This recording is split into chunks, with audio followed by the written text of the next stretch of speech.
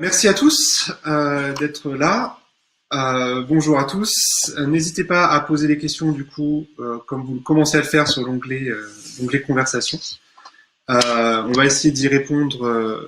On va y répondre du mieux possible et au fur et à mesure, mais en particulier, donc, on s'est aménagé un temps à la fin du webinaire pour pouvoir y répondre de manière plus détaillée et spécifique.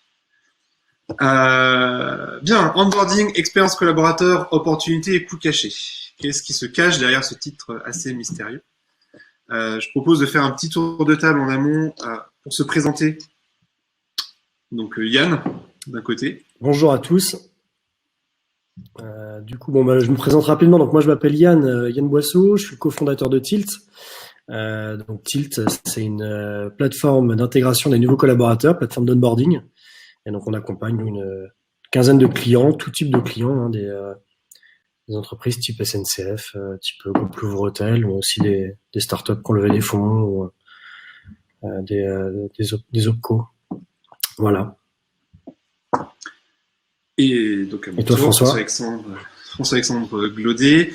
Rapidement, j'ai un parcours assez orienté informatique de product management, de création de start-up, mais aussi en filigrane sur l'ensemble de ce parcours autour de la gestion des SIRH et de l'innovation RH, de l'expérience collaborateur, en particulier l'expérience apprenant, où j'ai intervenu dans des grands groupes, des groupes de plus de 20 000 personnes, notamment sur la transformation de leur expérience apprenant.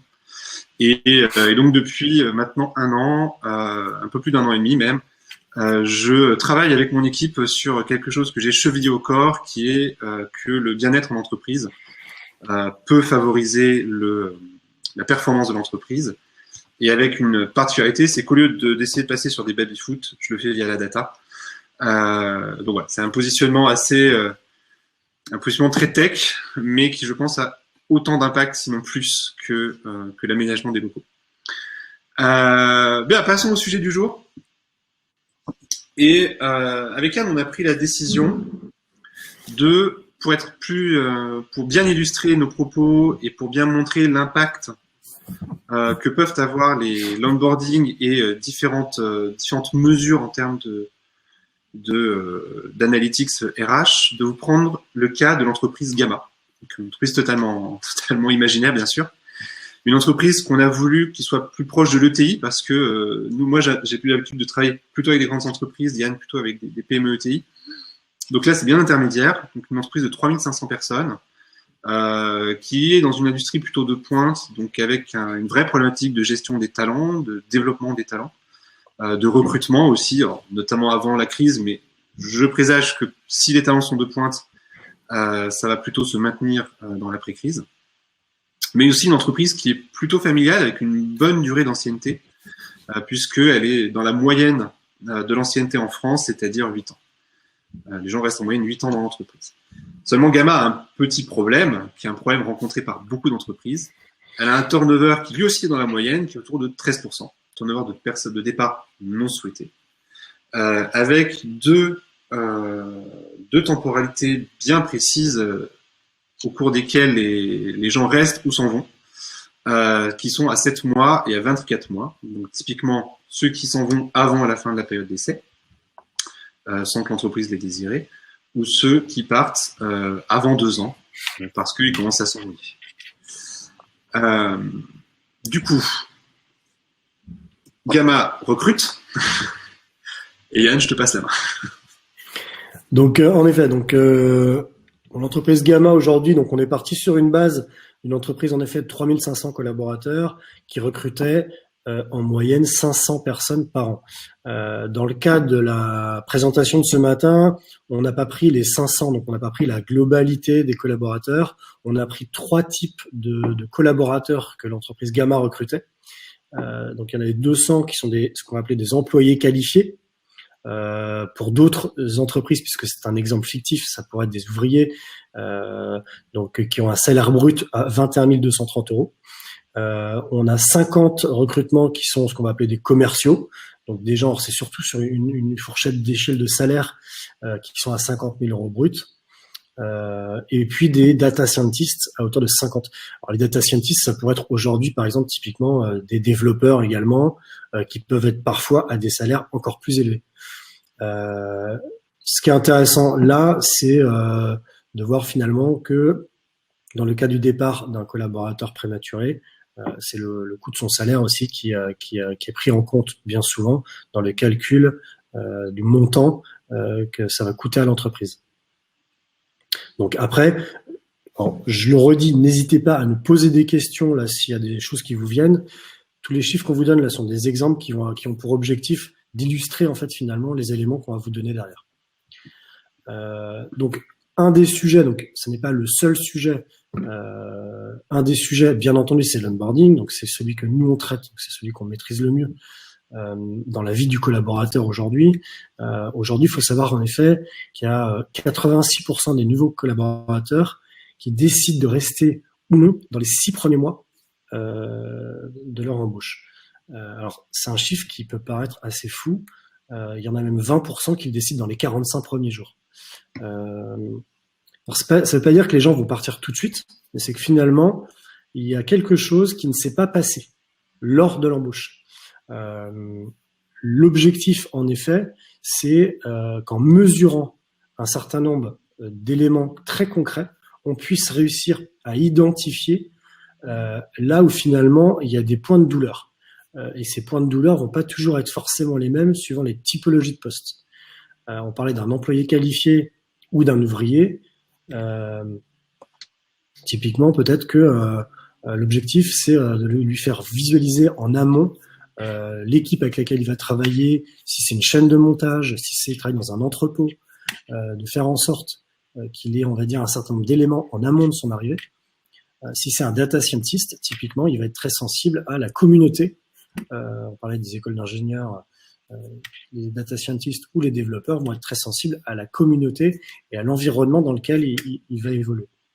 Donc tous ces éléments-là sont une partie des éléments, c'est bien entendu pas l'ensemble des éléments, il y en a beaucoup.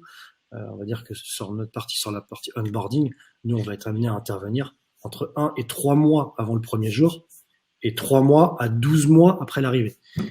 Pendant toute cette période qui peut être au maximum, on va dire, enfin minimum de 4 mois, mais qui peut durer 15 à 16 mois, l'objectif c'est d'avoir des moments où on va pouvoir mesurer un certain nombre de choses. Et on le reverra un peu plus loin.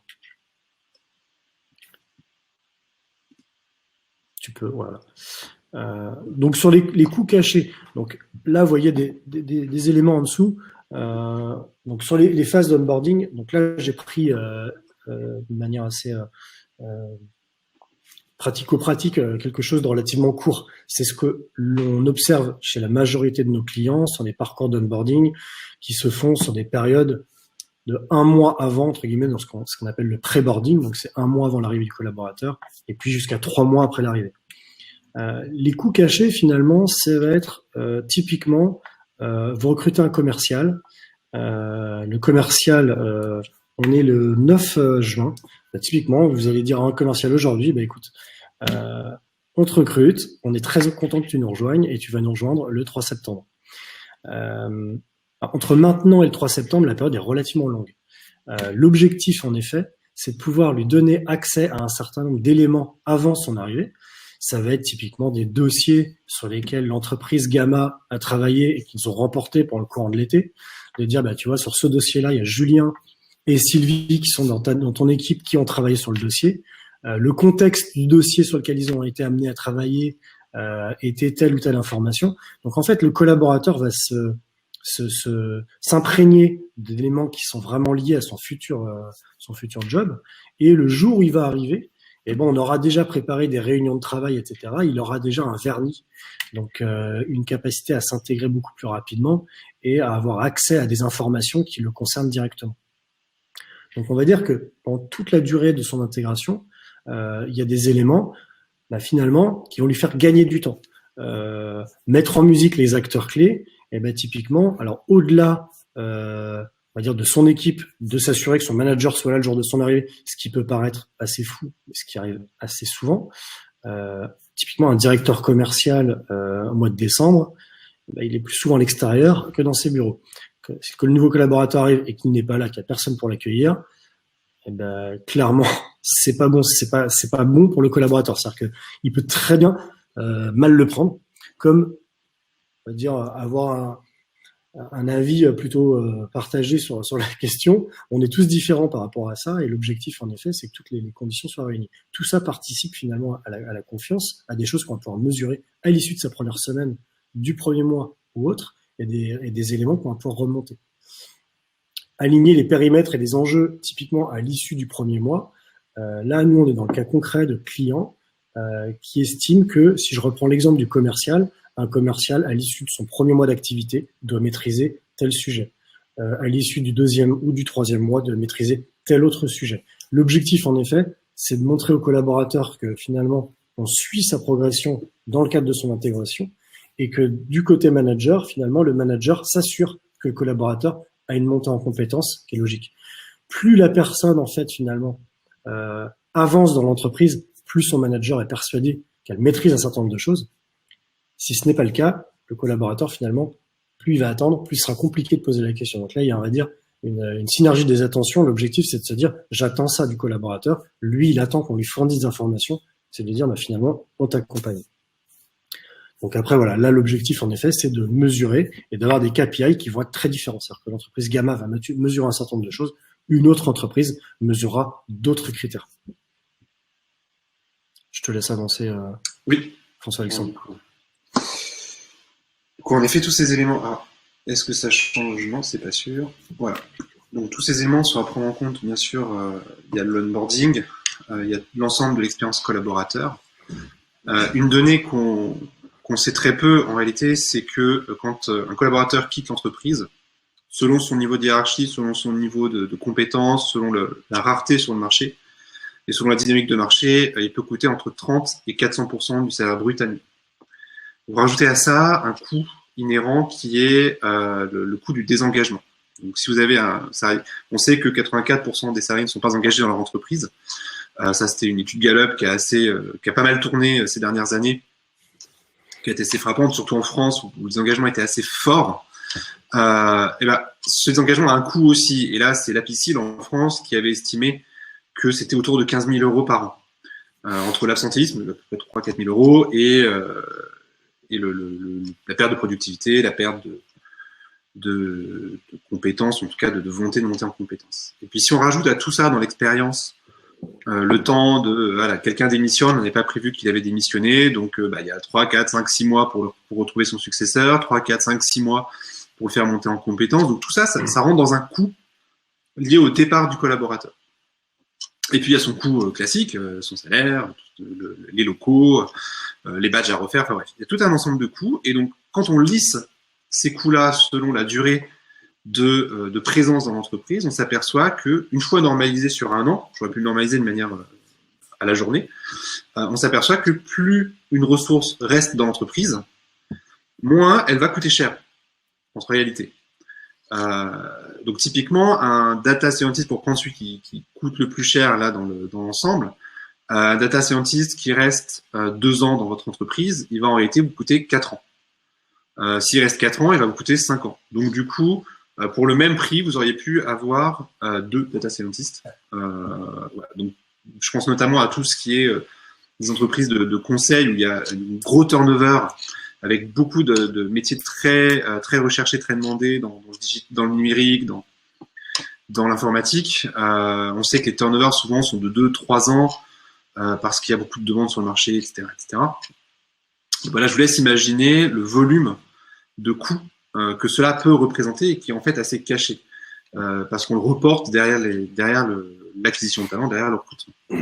Donc, il y a une étude, encore une fois, là tout ça c'est des études statistiques qui sont plutôt mondiales, mais qui illustrent bien le propos, une étude de Deloitte qui a montré notamment que voilà, sur une entreprise de la taille de Gamma, donc de 3500 personnes, avec un turnover autour de 13%, donc tout étant dans la moyenne, on est sur un volume de coûts autour de 50 millions d'euros. Donc on verra à la fin que réduire le turnover ou améliorer la fidélisation de ces talents, donc via notamment l'expérience collaborateur, dont l'onboarding fait partie, c'est un véritable levier pour aller attaquer des coûts qui sont cachés et auxquels tout le monde ne pense pas forcément naturellement au moment de faire sa politique RH et sa mesure de performance RH. Donc là, si on prend juste rapidement le slide en question, vous voyez que typiquement, voilà, l'employé qualifié, ça baisse calmement, mais plus on monte en compétences, en technique, je crois que les data scientists autour de 200%, mais un exécutif, par exemple, qui va avoir, je sais pas, un MBA très réputé et reconnu, etc., et qu'il va falloir 2 ans pour le remplacer ou 1 an pour le remplacer avec je sais pas combien de chasseurs de tête payés 20% de leur salaire derrière, voilà, ça peut vous coûter 400%, ça peut coûter extrêmement cher. Donc pouvoir faire des plans de succession, notamment en termes de compétences qui soient pertinents aussi, est extrêmement important. Donc là, du coup, on va voir ce que ça peut rapporter d'investir sur, non seulement d'économiser, mais aussi de pouvoir investir sur cette expérience collaborateur et sur la fidélisation de ces tâches. Alors, on va toujours réduire les coûts. Donc, on reprend la même idée que le slide précédent, je vous présentais tout à l'heure. Dans la partie donc onboarding, bien entendu, il y a un certain nombre de choses que l'on peut automatiser. Alors, souvent, il y a des gens qui donnent le terme, qui sont des tâches à faible valeur ajoutée. Moi, j'aime pas l'employer. Ce que je dis souvent, c'est que c'est des tâches, en effet, qui sont chronophages, mais qui sont obligatoires, donc elles sont importantes. Souvent, dans les équipes RH, suivant la taille, on va répéter un certain nombre de choses qui finalement se font manuellement. Donc, nous, on le voit, hein, la majorité des gens avec lesquels on travaille le faisaient avant de manière très artisanale. Des exemples vraiment très bêtes, mais typiquement, ça va être les rappels de récupérer la carte vitale, le RIB au collaborateur ou prévoir son ordinateur, un badge pour le parking, toute une multitude de tâches finalement qui peuvent être complètement automatisées. C'est-à-dire que typiquement, si on parle des 3 profils que l'on a, donc on va dire des data scientists ou des développeurs, on a un profil 1, on va avoir le profil commerciaux et puis le profil employé qualifié. L'objectif, en effet, c'est d'avoir des parcours avec de se dire, en fait, tous les commerciaux chez nous, par exemple, ils ont une voiture de fonction. Donc, automatiquement, ils ont un badge de parking. Donc, ça, ce sont des choses que l'on va, entre guillemets, préparer en amont. Et que ce seront des tâches, en fait, finalement, qu'une personne du service RH ne va pas lui-même répéter. Alors j'ai un exemple qui nous avait frappé, je me rappelle avec mon associé Jonathan, on avait été rencontrer un très gros cabinet de conseil à la Défense. Il nous avait dit en fait, si un jour vous êtes amené à rentrer chez nous, ou si vous voulez postuler chez nous ou le dire à vos amis, dites-leur de venir au mois d'avril ou mai. Parce que les fins de période d'essai, c'est pendant l'été. Et en fait, on a 40% de personnes qui passent en CDI en plus pendant cette période-là. Ce qui peut paraître dingue, et on avait trouvé ça assez drôle puisqu'ils en rigolaient, c'est que finalement, c'est juste de l'erreur humaine. C'est-à-dire que finalement, quand une personne des RH a en charge de gérer les fins de période d'essai, les renouvellements ou pas, c'est très souvent des rappels dans des agendas, ça se fait de manière manuelle. Ce cabinet, il recrutait 1200 personnes par an. Donc vous imaginez le flot avec des gros flots à la rentrée, mais c'était quand même plusieurs centaines de personnes pendant l'été qui finalement passaient automatiquement en CDI, juste parce que finalement il n'y avait pas eu de backup de la personne RH sur ce rappel-là. Donc tout ça finalement, au-delà des erreurs humaines comme on peut le voir là, c'est que finalement sur 1000, admettons on va dire 500 recrutements, donc là l'entreprise Gamma c'est 500 recrutements, sur ces 500 recrutements, 500 rappels, ça va être un rappel de entretien de fin de premier mois, par exemple. Des rappels, on peut en avoir 4-5 par collaborateur. 500, ça fait tout de suite 2500 rappels. 2500 rappels étalés sur 5, 6, 7 personnes d'un service ressources humaines. Vous imaginez la complexité, on va dire, d'avoir quelque chose de parfait, sachant qu'on n'a jamais de manière parfaite. L'objectif, en effet, c'est de pouvoir gagner du temps. Donc, tout ce temps que nos clients gagnent en automatisant ces choses-là, donc c'est-à-dire des relances, ça va être du SMS suivant certains clients, ça va être par email, ça va être des rappels dans les agendas. Tout ça mis bout à bout, finalement, fait déjà en amont gagner un temps ultra précieux, qui est un temps très souvent qui est réalloué à d'autres tâches. C'est-à-dire que nous, on le voit notamment chez un de nos clients qui nous disait ça il y a peu de temps. Ils sont 4 dans l'équipe. Et donc, il y a une personne, finalement, aujourd'hui, qui arrive à se dégager du temps, qui lui permet d'organiser notamment un petit-déj tous les mois pour les arrivants du mois passé sur une matinée. Donc ça, clairement, elle arrive à créer du lien humain. Avant, en fait, elle ne pouvait pas le faire. Dans une équipe RH, ils étaient trop limités en termes de personnel. Et là, aujourd'hui, en fait, ils arrivent à organiser ce petit déjeuner tous les mois. Donc, c'est devenu un rituel où ils vont faire intervenir la DRH, une personne du CODIR également. Ils vont les réunir. Donc, c'est quelques dizaines de personnes tous les mois. Et finalement, enfin là, il y a un vrai, on va dire que c'est du temps qui a été réalloué à une autre activité. Donc, dans le cadre de l'intégration du collaborateur, typiquement, conforter le choix du talent, j'ai envie de dire, notamment après la première semaine ou après le premier mois, c'est notamment poser la question clairement au collaborateur en disant voilà, tu nous as rejoint cette semaine, on est très heureux que tu fasses partie de l'aventure. As-tu des questions? Est-ce que certaines choses ne sont pas claires pour toi? Et quand c'est à l'issue du premier mois ou du troisième mois, c'est finalement de lui dire voilà, tu as été embauché en tant que commercial sur la partie, je sais pas moi, vente support. Aujourd'hui, les objectifs que l'on se fixe ensemble vont être de te faire monter en compétence pour que tu arrives à tel objectif. Est-ce que ce sont des choses qui sont en phase avec tes attentes? N'hésite surtout pas à nous donner un certain nombre d'informations et si ce n'est pas le cas, on reviendra vers toi. C'est-à-dire qu'il y a vraiment un côté extrêmement rassurant pour le collaborateur. Et quand on dit qu'il y a 86% des gens qui décident de partir ou de rester, il y en a quand même plus d'1 sur 5 qui décident dans les 45 premiers jours de ne pas rester, c'est que clairement, il y a un loupé au niveau de l'intégration. Quand ton entreprise choisit un collaborateur, que le collaborateur a décidé de rejoindre une entreprise, en général, il y a de très grandes chances, sur le papier, que ça se passe bien.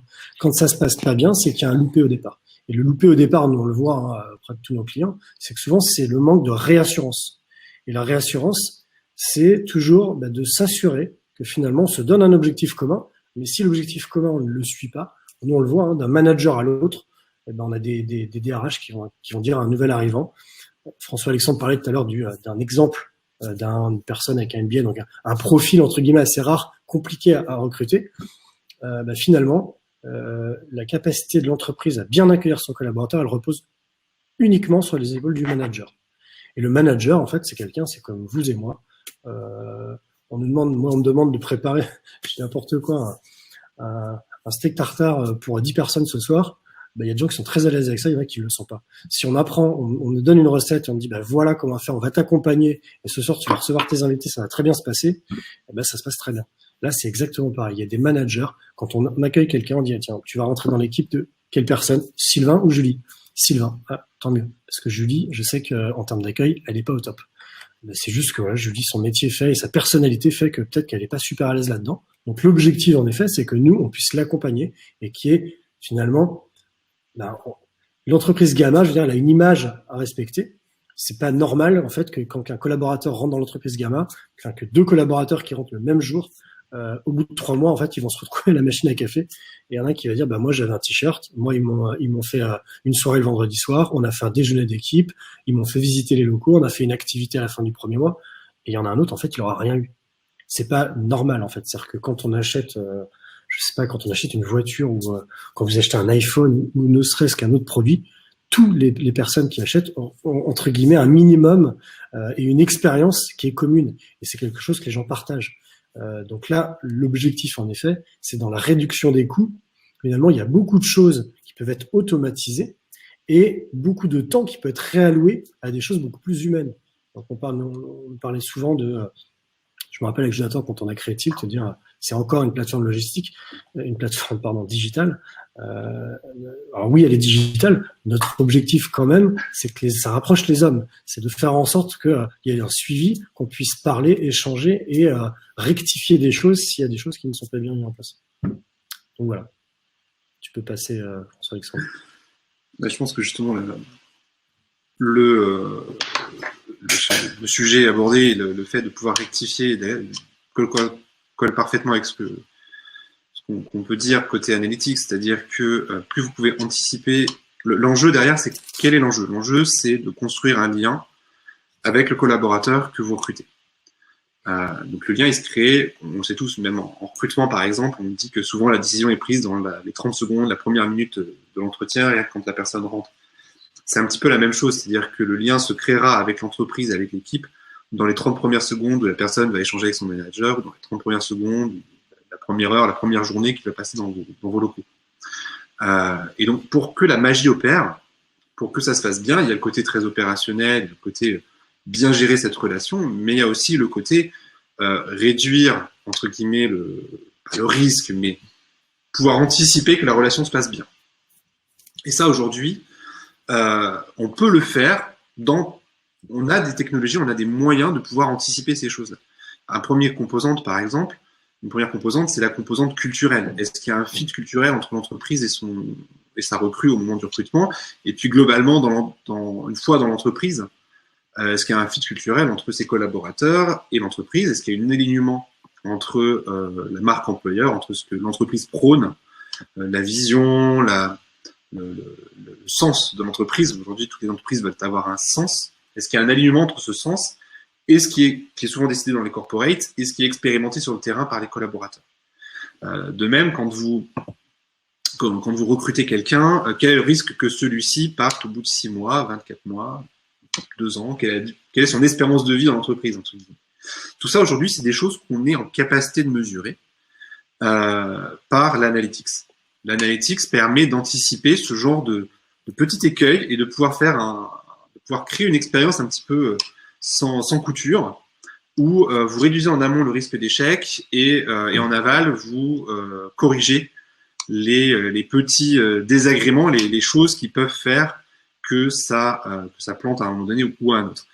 Et donc, par exemple, ici, là, sur le slide, vous voyez qu'il y a en réalité 2 domaines dans lesquels on peut déjà aller piocher pour pouvoir faire ce genre de prédiction, ce genre de prédiction des évolutions. Il y a d'abord de prévoir en interne, donc prévoir les départs, et surtout de prévoir les motivations qui sont derrière les départs. Donc, est-ce que c'était des problèmes culturels? Est-ce que ce sont des problèmes d'expérience? Est-ce que ce sont des problèmes de manager?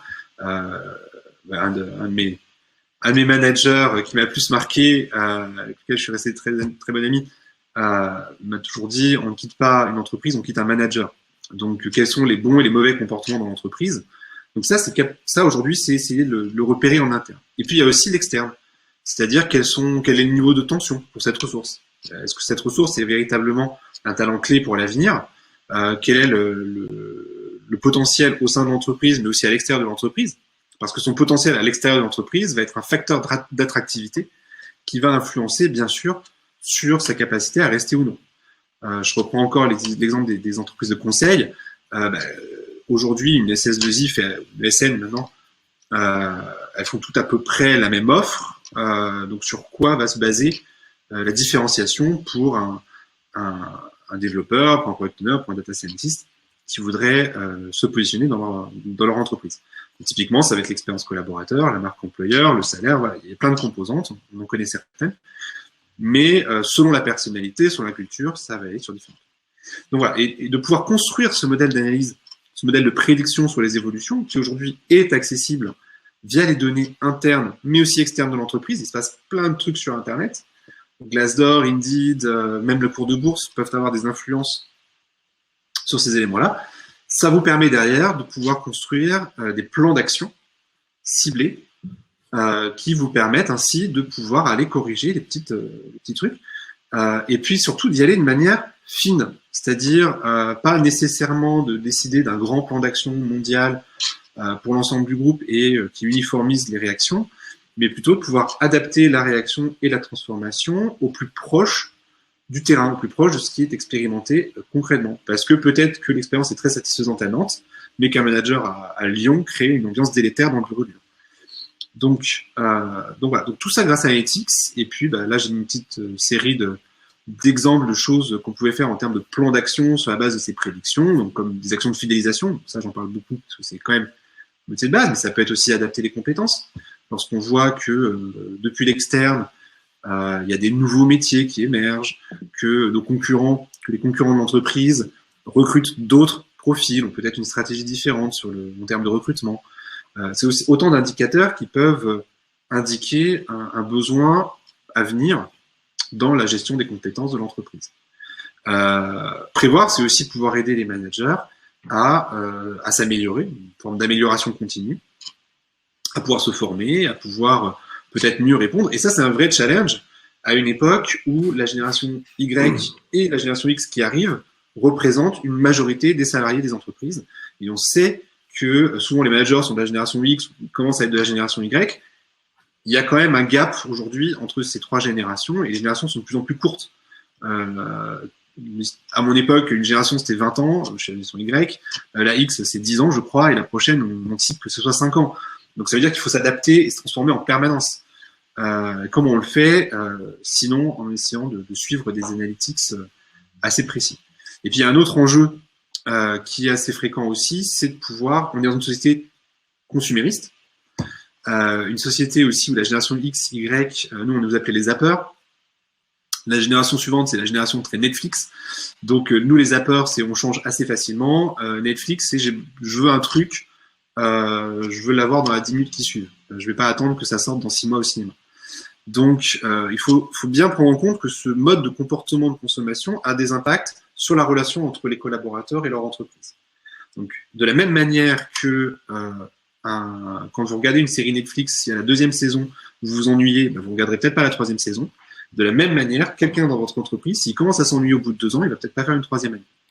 Donc, pouvoir aller personnaliser l'expérience du collaborateur et susciter son intérêt tout au long de son cycle de vie dans l'entreprise, c'est un point extrêmement stratégique pour pouvoir fidéliser et donc économiser sur les coûts de départ que j'ai montré tout à l'heure. De la même manière, pouvoir anticiper, c'est pouvoir anticiper un départ, pouvoir anticiper un besoin en interne qui va apparaître. Je sais pas, Walmart par exemple est un bon exemple où ils ont réussi à anticiper en amont 3 ou 4 mois en amont le fait qu'on ait un besoin de changer le chef un directeur de magasin, et donc du coup ils sont aujourd'hui capables de recruter le remplaçant 3 mois avant, de le faire monter en compétence pendant 3 mois, et le jour où la personne en est fait part, le successeur est pleinement en conscience du rôle et est capable de reprendre le rôle tout de suite. Et donc on a une baisse de productivité qui est beaucoup plus faible que si on découvrait le départ du jour au lendemain et qu'on mettait 3 ou 4 mois à recruter le suivant et à le former. Et enfin, comme j'en ai parlé un petit peu au début, accélérer les recrutements, pouvoir se décider plus vite avec un niveau de risque plus faible. Tout ça, vous pouvez le faire justement en anticipant à la fois les compétences et l'expérience à partir d'une bonne compréhension de l'interne et de l'externe. Les SWOT, les porteurs, en stratégie, on a toujours une analyse interne et externe. Or, aujourd'hui, la plupart des analytics qui sont faites sont essentiellement faites sur des données internes. Et donc, on a une très faible vue sur l'externe. Et pour être complet dans son analyse et pour être complet dans sa prédictivité, il faut absolument avoir à la fois son cerveau droit et son cerveau gauche. Donc là, c'était les coûts. Comment économiser sur les coûts? Mais maintenant, concrètement, est-ce que ça peut aussi vous rapporter? Et là, alors, donc là, en fait, voilà, l'objectif, c'était de se dire, voilà, on maximise aussi les investissements. C'est-à-dire que typiquement mettre en place, alors comme le disait François Alexandre, une vraie politique où on prend en compte les éléments internes, externes de l'entreprise. On fait en sorte qu'il y a un réel alignement entre la politique, l'état d'esprit de l'entreprise, ce qu'elle fait réellement et les personnes qu'elle recrute. Dans le cadre de l'onboarding, typiquement, nous, dans la majorité des cas, on va être consulté ou on a des clients qui utilisent Tilt dans le cadre de l'intégration de leurs nouveaux collaborateurs. Donc, l'objectif, c'est de le préparer avant son arrivée et dans le cadre de son intégration, donc dans les premiers mois. Par contre, aujourd'hui, on a beaucoup de clients, typiquement, qui utilisent Tilt aussi pour de la mobilité interne. Là, on a le cas d'un très grand compte où, en fait, on a fait même beaucoup plus de mobilité interne que d'onboarding. Alors, la petite tétine en bas, c'est retour de congé maternité ou congé parental. Typiquement, en ce moment, on est exactement dans le cas, dans le retour de Covid. On a des entreprises, alors qu'elles soient à la défense, qu'elles soient PME, en province, dans des usines. Les gens, en fait, ont quitté leur lieu de travail pendant plus de 2 mois. Il y en a certains, j'entendais récemment la Orange, notamment sur Paris, des gros sites où les personnes ne vont pas reprendre, ne retournent pas dans leur lieu de travail en septembre. Donc là, on est sur des périodes extrêmement longues. L'objectif, en effet, c'est que le collaborateur ne se sente pas abandonné. Si je prends cet exemple du Covid, on va dire que pour le congé maternité ou pour le congé maladie, le sentiment est exactement le même. C'est est-ce que l'entreprise a bien prévu mon retour? Il y a des choses qui sont extrêmement anxiogènes. On revient de congé maternité, on a changé d'étage, on a changé de manager ou de collègue, on n'est pas au courant, personne ne nous attendait. Autant vous dire que c'est en général très mal vécu. C'est pour cela notamment qu'il y a beaucoup de gens qui quittent leurs entreprises malheureusement suite à un retour de congé maternité. Là, l'objectif en ce moment, on le voit nous, notamment auprès de nos clients ou des gens avec lesquels on discute. Donc les DRH sont en première ligne dans la gestion de cette crise, notamment du Covid. Le retour à l'activité est un élément qui est extrêmement important. C'est-à-dire, on a affaire en effet à des personnes qui ont des sensibilités très différentes. C'est-à-dire, est-ce que j'aurai 1 ou 2 mètres d'écart avec mes collègues? Comment je vais manger le midi? Comment je vais me déplacer dans les ascenseurs, dans les escaliers? Donc l'entreprise, finalement, l'objectif, nous, avec nos clients, c'est de fournir un maximum d'informations, de garder un lien avec le collaborateur, de lui expliquer que l'entreprise a mis tout en place pour que ça se passe bien, de dire, voilà, aujourd'hui, vous êtes à la Défense, ou vous êtes à Nantes, ou à Bastia, quelle que soit l'organisation de vos bureaux, c'est de rassurer le collaborateur en disant voilà, nous avons mis en place un système, une organisation qui va nous permettre et qui va vous permettre de reprendre le travail dans les meilleures conditions. Et puis le jour où il va revenir en disant mais voilà, tu es revenu au sein des bureaux depuis une semaine, on voulait avoir ton retour sur l'organisation au niveau, admettons, je sais pas, des repas, etc.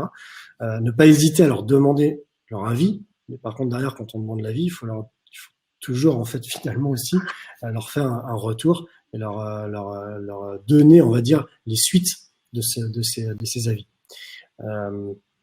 Aujourd'hui, un point important également, c'est ce que disait François Alexandre, les gens restent de moins en moins longtemps, entre guillemets. C'est juste que finalement, l'attachement à l'entreprise n'est plus le même qu'il y avait 10 ou 15 ans. Les motivations de rester longtemps dans l'entreprise aujourd'hui sont très différentes. Donc finalement, quand une personne décide notamment de quitter l'entreprise, globalement, quand une personne a réellement décidé de le faire, elle le fait. L'objectif aussi, c'est de dire, bah, finalement, voilà, tu nous quittes. C'est-à-dire qu'il va quitter un service, donc très souvent, comme disait François Alexandre, il va quitter un manager. Les ressources humaines, comme on va dire, un rôle corporate, un rôle à jouer au sein de l'entreprise. Et là aussi, entre guillemets, via notamment ce lien, a aussi pour objectif de dire aux collaborateurs, bah, finalement, voilà, tu nous quittes. Les raisons sont des raisons qui regardent ton manager, qui regarde l'entreprise, mais nous, de notre côté, on est ravis que tu aies passé 1 an, que tu aies passé 2 ans, que tu aies passé 8 ans dans l'entreprise. Dans le cadre de ton départ, voilà la façon dont on va organiser et cadencer ton départ. Donc il y a 2 choses, c'est le suivre lui en tant que collaborateur et en tant qu'être humain, pour qu'une fois qu'il soit parti de l'entreprise, il se dise, bah, finalement, même si je suis parti pour des raisons qui sont super fun, dans le cadre de mon départ, ils m'ont suivi, ils m'ont permis en fait de quitter de manière assez propre l'entreprise. De l'autre côté, de manière très pratico-pratique, c'est exactement comme l'intégration. C'est que est-ce qu'il a rendu ses codes d'accès, est-ce qu'il a rendu son badge, est-ce qu'il a rendu ses chaussures de sécurité, est-ce qu'on a prévu pour lui un remplacement, est-ce quelles sont les personnes qui sont à même en interne de pouvoir le remplacer en termes de mobilité interne. Donc le départ d'une personne, notamment aussi, d'un manager à l'autre, peut très bien se passer comme très mal. C'est-à-dire, je parle en termes de suivi pour l'entreprise. C'est-à-dire qu'il y a l'être humain, bien entendu, le collaborateur et l'équipe, mais il y a aussi, au niveau de l'entreprise, quand un collaborateur quitte une entreprise,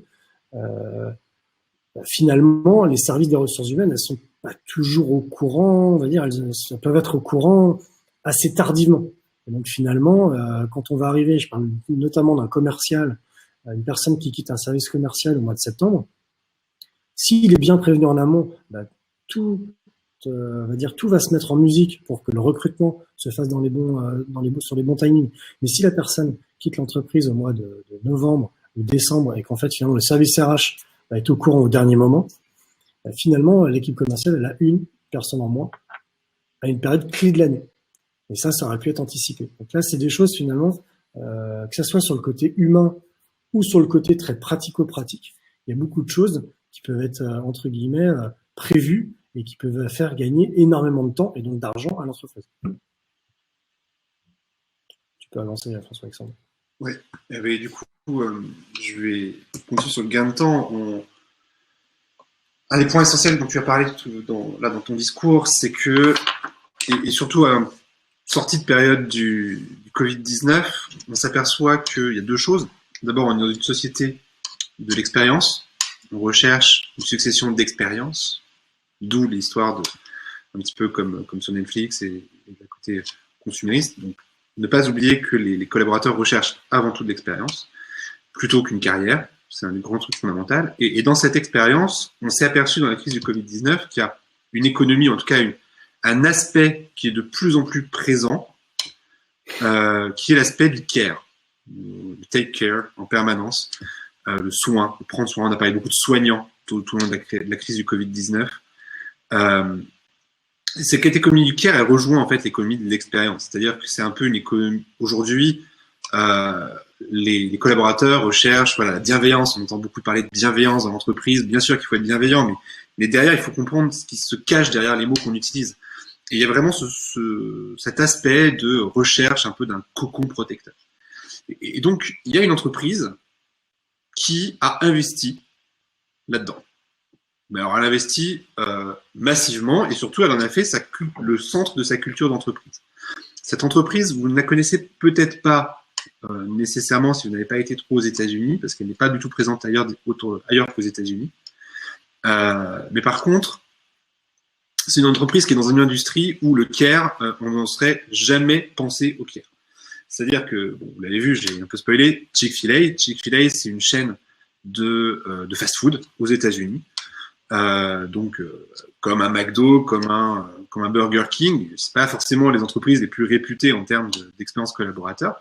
Et ben eux, à l'inverse de leurs concurrents, ont décidé de vraiment véritablement mettre l'expérience collaborateur au cœur de leur culture d'entreprise. Pour vous donner jusqu'où ça peut aller, il y a des témoignages par exemple, de managers qui sont incités par leur hiérarchie pour si, par exemple, je sais pas, un de leurs collaborateurs, sa femme vient d'avoir un accident ou est tombé malade, le manager, dans la culture Chick-fil-A, est chargé, se doit, d'emmener lui-même le salarié qui est sur son poste de travail à l'hôpital voir sa femme, parce qu'il n'est pas question que le salarié prenne la route de lui-même et risque à lui-même un suraccident ou je ne sais pas quoi, parce qu'il est mal à l'aise. Donc, le manager prend soin de ses collaborateurs. Et tout ça, c'est infusé dans la culture de l'entreprise un peu partout. Les feedbacks des collaborateurs est pris en permanence, etc. Et résultat, les chiffres que vous voyez ici. C'est-à-dire que Chick-fil-A, c'est une toute petite chaîne, 2400 points de vente. C'est très loin derrière un Subway qui était à 24 000, pratiquement 25 000 points de vente, d'un McDo, d'un Burger King que vous connaissez tous. Ils en sont très très loin en termes de nombre d'implantations. Mais quand vous regardez la rentabilité par lieu, vous apercevez qu'ils surperforment le marché. C'est-à-dire que pour 10 fois moins d'implantations que Subway, ils sont 10 fois plus rentables. Et c'est pas forcément une industrie à forte marge. Donc c'est pas nécessairement lié qu'au volume de vente. Donc là, on s'aperçoit qu'en fait, l'essentiel de leur surperformance, c'est parce que il y a des clients heureux, il y a des collaborateurs heureux, les collaborateurs sont contents de servir les clients, et donc ça se ressent dans l'expérience client. Je pense qu'on a tous eu cette expérience du McDonald's ou du Burger King ou je sais pas quoi, face au caissier un peu agacé d'être là, qui sert les frites froides et en les servant. Ben voilà, ça ne se produit pas chez Chick-fil-A. Et dans un pays où tout le monde va surtout au fast-food, enfin beaucoup vont beaucoup au fast-food, ça devient essentiel et ça devient un vrai point différenciant par rapport au marché. Et donc là, on voit qu'il surperforme. D'ailleurs, je fais un petit spoiler, mais mon prochain webinaire sera justement sur cette thématique du lien entre l'expérience collaborateur et la performance commerciale, c'est-à-dire le chiffre d'affaires, la satisfaction client qui va en face.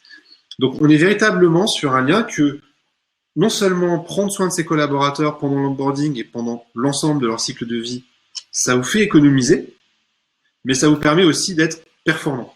La moyenne, je crois, calculée par Deloitte, et je vais avancer parce que je vois que le temps passe, la moyenne, je crois, par Deloitte, c'est qu'une entreprise qui prend soin de ses salariés surperforme, a une croissance annuelle moyenne de son chiffre d'affaires 2,8 fois supérieure à l'ensemble du marché. Donc il y a une vraie accélération de la performance commerciale quand on mesure sa performance RH et quand on va travailler son expérience collaborateur. Donc tout ça, c'est bien joli. Oups, j'ai avancé un peu trop vite. Tout ça, c'est bien joli, mais concrètement, Gamma, après tout ça, qu'est-ce que ça lui rapporte? Donc là, ce qu'on a fait, c'est que j'ai repris un document, quelque chose qu'on m'avait demandé. Donc là, c'est pour vraiment donc c'est parti ROI, retour sur investissement. C'est des éléments, nous, que l'on ressort de certains de nos clients. Alors, ça reflète pas forcément totalement la réalité pour tous les domaines d'activité. C'est que en fait, c'est une cliente à nous qui a changé d'entreprise, qui est devenue DRH dans une autre boîte. Et elle voulait défendre l'intégration de Tilt, notamment auprès du CODIR, avec des chiffres concrets sur ce que ça allait lui faire gagner ou pas. Donc de manière très, on lui a construit ce tableau. Alors, plutôt à gauche dans un premier temps, donc sur le ROI temps passé, on a pris des fourchettes normales, on a pris des fourchettes très basses. C'est-à-dire que on est par exemple, alors, si on prend le cas de Gamma, sur 300 recrutements par an, on estime que pour un collaborateur, aujourd'hui, un service RH passe 1,5 jours. Donc il passe 12 heures mis bout à bout, toute information mis bout à bout dans l'intégration. On parle des services RH, de tous les services mis bout à bout. Ça peut être beaucoup plus. Ça peut monter à 3 jours. Donc ça peut monter à 21 heures chez certains de nos clients. On est parti du principe qu'en automatisant et en mettant en place, entre guillemets, des parcours d'intégration vraiment dédiés à certaines fonctions, on pouvait gagner ici notamment 25% du temps. Donc on pouvait gagner 3 heures, ce qui est vraiment le minimum. On a des clients qui vont gagner jusqu'à une journée et demie, donc 9 à 10 heures. Donc après, en dessus, donc on avait mis donc le nombre de jours, donc ça faisait 300 recrutements fois un jour et demi, donc ça fait 450 jours passés par an, donc c'est 2 ETP. Avec l'intégration d'une plateforme, on pouvait gagner, donc on était à 337 jours. Donc en partant d'un salaire annuel RH, donc c'est un exemple, à 30K, chargé à 45K, on gagnait, ne serait-ce que sur 3 heures gagnées par collaborateur, on gagnait déjà 23 000 euros par an. Ça, c'est la fourchette basse. Vous faites le calcul d'une entreprise qui va gagner 6 ou 12 heures, vous multipliez par 2 ou par 4 ce montant-là. Ça, c'est très concret et nous, on le vérifie avec l'ensemble de nos clients. À droite, c'est beaucoup plus, on va dire, c'est des projections. C'est-à-dire que ça, c'est des choses, finalement, c'est beaucoup plus complexe à mesurer. Donc, c'est là où ce qui est intéressant, ce que disait François-Alexandre, c'est là où on va aller mesurer un certain nombre de choses. On a des clients, en effet, qui vont mesurer le turnover. Alors, le turnover, il y a beaucoup d'éléments qui rentrent en compte dans le turnover. L'onboarding est une partie, mais il n'y a pas que la partie onboarding. On a des clients qui typiquement, comme on le disait tout à l'heure, ont des taux de turnover qui sont de l'ordre des 3 ans, donc qui sont des choses qui sont assez classiques. On parlait de 8 ans, qui est une moyenne en France, mais c'est vrai que ça prend en compte les très grosses entreprises. On a des clients qui ont des turnovers à 11 mois, à 13 mois. C'est très lié en fait à l'activité aussi de l'entreprise. Il y en a pour qui, en fait, finalement, la problématique, ça va être de mesurer tous les départs qui ont lieu avant la fin de la première année. Même s'ils ont une moyenne de personnes qui sont à 3 ans, ils se rendent compte que typiquement sur des profils de développeurs, les gens vont rester 11 mois, 12 mois. Donc là, il y a une vraie problématique. Il faut réussir à l'identifier. Donc, dans le cadre de l'intégration, notamment d'une plateforme d'onboarding, notre objectif, en fait, nous, ça va être d'essayer de comprendre pourquoi cette typologie de poste, de profil, ne reste pas au-delà d'une année, ou compte beaucoup plus de départs, on va dire, que les autres profils avant la fin de la première année. Donc là, typiquement, on a pris un salaire de référence chargé avec un taux de départ qui était pour la période d'onboarding de 5%, de le baisser à 4,5%. Donc là, ça c'est un cas concret, c'est quelque chose qu'on a présenté, que j'avais présenté moi à un client. Donc l'hypothèse du coût de départ, en l'occurrence là, c'était 2 fois le salaire. En intégrant et en suivant l'intégration du collaborateur, donc en baissant de 0,5% le taux de départ, l'entreprise gagnait déjà 135 000 euros par an. Donc là, ce qui paraît assez tout de suite assez dingue, assez important. Vous imaginez bien pour des entreprises qui vont recruter X collaborateurs.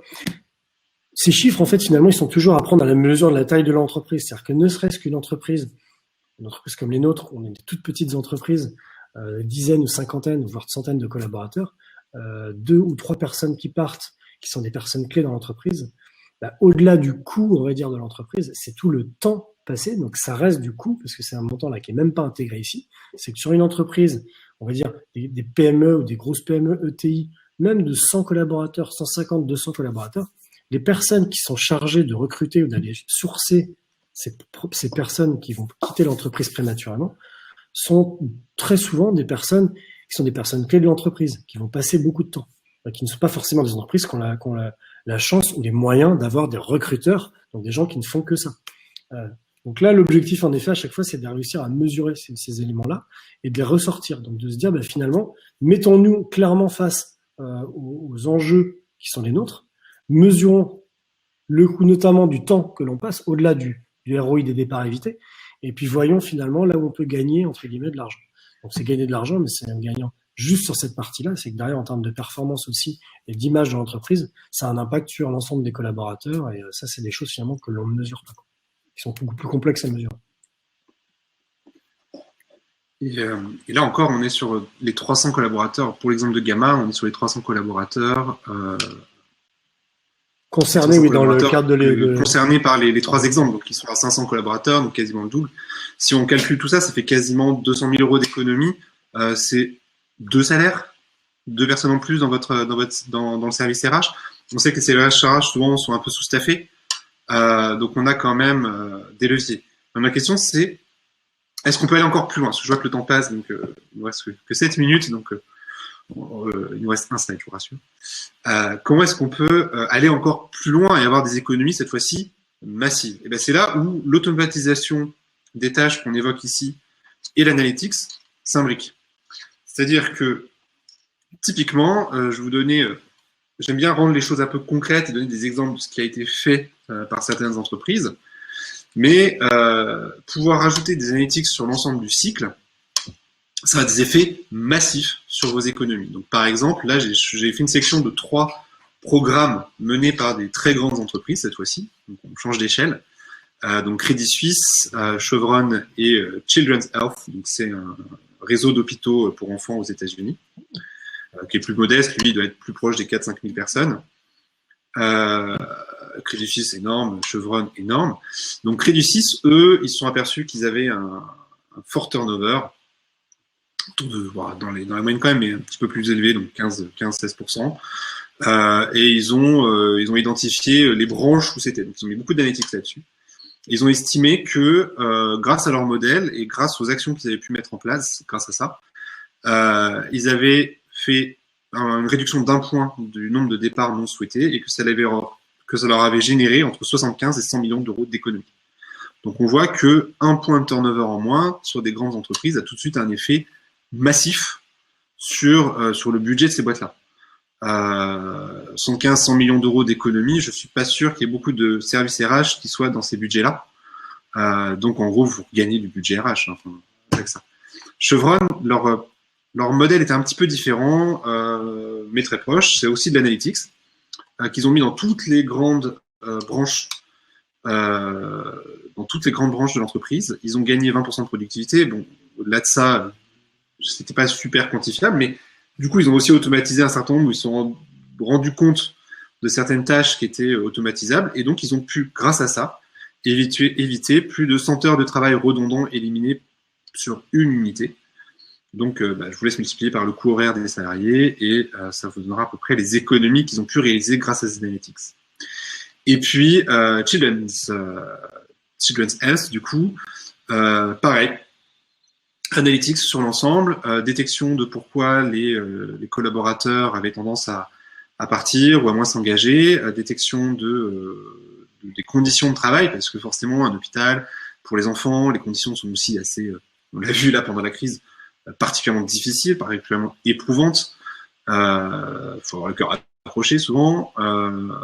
Et donc, qu'est-ce qui pouvait faire que les collaborateurs, malgré ce contexte de travail très difficile et très stressant, puissent se sentir mieux et puissent ne pas partir dans un autre système de santé plus simple, on va dire, à gérer. Et donc là, cette fois-ci, sur 3 ans, ils ont estimé avoir pu faire 15 millions d'euros d'économies en évitant un certain nombre de départs et en en ayant une bonne maîtrise de l'ensemble de la chaîne de valeur de l'expérience du collaborateur. Voilà, donc il nous reste 3 minutes. Donc si on a des questions, on va essayer de les traiter assez rapidement. Peut-être nous présenter rapidement pour conclure. Tilt. Ouais, bon, rapidement. Du coup, vous avez bien compris. Donc, avant les questions, voilà. Plateforme d'onboarding collaborateur. Donc, nous, on existe depuis 2018. On accompagne tout type d'entreprise. Alors, la plupart de nos clients sont quand même des grosses PME ou des ETI. Mais on est assez sollicité par les grands comptes, donc on accompagne le groupe Louvre-Hôtel, c'est Kyriot Campanile, on va accompagner des gens comme SNCF sur des problématiques très diverses et variées. L'objectif en effet, c'est qu'on met à disposition ce qu'on appelle une plateforme qui est bien entendu sur desktop mais aussi sur mobile, un web app mobile, finalement qui va permettre aux collaborateurs d'être accueillis dans les meilleures conditions, également d'accompagner le manager dans l'accueil de ses futurs collaborateurs et bien entendu de permettre au service des ressources humaines de piloter l'ensemble des arrivées, des retours de congés maternité. On parlait des départs d'entreprise. Suivant les entreprises, on va mettre en place ces choses-là. Et on a une très forte particularité chez Tilt, c'est que l'on fait du sur-mesure, qu'on a vocation à avoir une solution extrêmement simple, facile à prendre en main. Et c'est souvent pour cela que l'on nous choisit. Voilà. J'en profite juste, pensez à mettre les questions dans les conversations pendant qu'on présente rapidement nos boîtes, comme ça on pourra vous répondre rapidement. Donc moi, Kevitra, je ne sais pas si vous voyez mon site, ça n'a pas changé sur mon écran, mais là ça a changé. Kevitra, nous on a une solution qui va aller travailler sur toutes les données dont vous disposez en interne, à la fois dans le silo RH, mais aussi parfois dans le CRM ou dans d'autres applications en interne. On va aller mélanger tout ça avec des données externes. En fait, on a aujourd'hui en base de données plus de 10 millions d'offres d'emploi sur plus de 5000 entreprises en France et à peu près 2 millions de CV en base de données. Donc ça nous permet de pouvoir détecter les tendances de marché, de pouvoir détecter, comme je vous disais, le cerveau droit, le cerveau gauche. Et tout ça, on mixe pour vous aider après via notre logiciel dans la fidélisation de vos talents. Donc, c'est-à-dire identifier quels sont les talents clés, les talents qui véritablement sont d'une en risque, mais surtout très demandés et en tension, et stratégiques pour vous. Quels sont leurs risques par rapport au départ, donc l'attrition, les tendances de marché. Comment vous pouvez transformer en interne et comment vous pouvez mettre en place un ensemble de plans d'action avec quels acteurs également, acteurs qui peuvent être externes, là-dessus, et puis derrière, mesurer l'impact de vos mesures sur votre performance RH. Donc, comme on vient de le dire, quel est le ROI des actions que vous avez pu mener. Alors, je vois qu'on est pile poil sur la présentation. On va quand même prendre du temps pour les questions. Je remercie du coup Magali pour ton message. Magali qui est RH, qu'on a eu l'occasion de faire plusieurs fois, donc coucou. Enchanté que tu puisses découvrir Kevitra et tu pourras échanger avec François Alexandre quand tu le souhaites. Je vois qu'il y a une autre question. Alors, vous avez nos coordonnées ici. Oui. L'hypothèse des coûts de départ 2 fois le salaire. En fait, c'est un ensemble d'études qui ont été menées en France et aux États-Unis. Je pourrais reciter les sources.